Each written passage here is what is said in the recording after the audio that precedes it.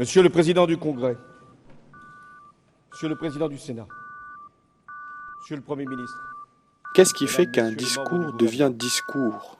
Qu'est-ce qui fait que le discours nous emporte dans d'autres contrées, nous galvanise, nous font réfléchir et nous font surtout adhérer? Est-ce le discours en lui-même? Est-ce la personne qui dit le discours? Est-ce le texte? Est-ce les mots?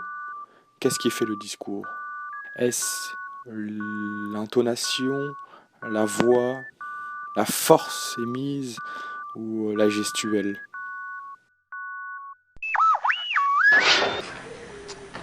Mesdames, Messieurs, Monsieur le Président, Monsieur le représentant du Conseil général, Monsieur le maire, je voudrais revenir dans le temps qui m'est imparti sur une notion qui, moi, me paraît essentielle. Et cette notion, c'est évidemment la question des habitants, que je voudrais mettre avec cet autre concept qui est celui des acteurs.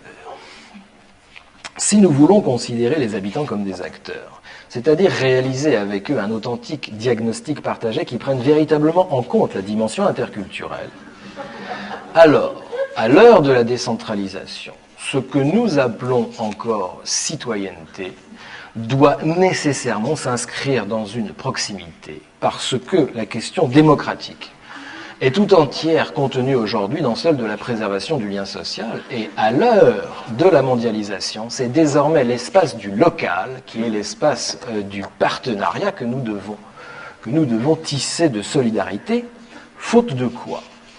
Faute de quoi, lorsque nous demandons aux gens de faire des projets, eh bien, il n'y aurait, à l'issue de ces projets, ils n'entraîneraient, si vous voulez, aucune espèce de développement.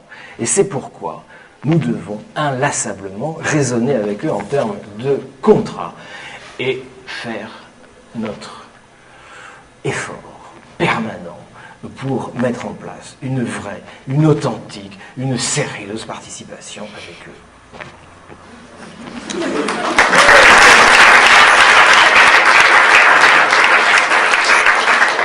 Mais je voudrais dire tout de suite une deuxième chose.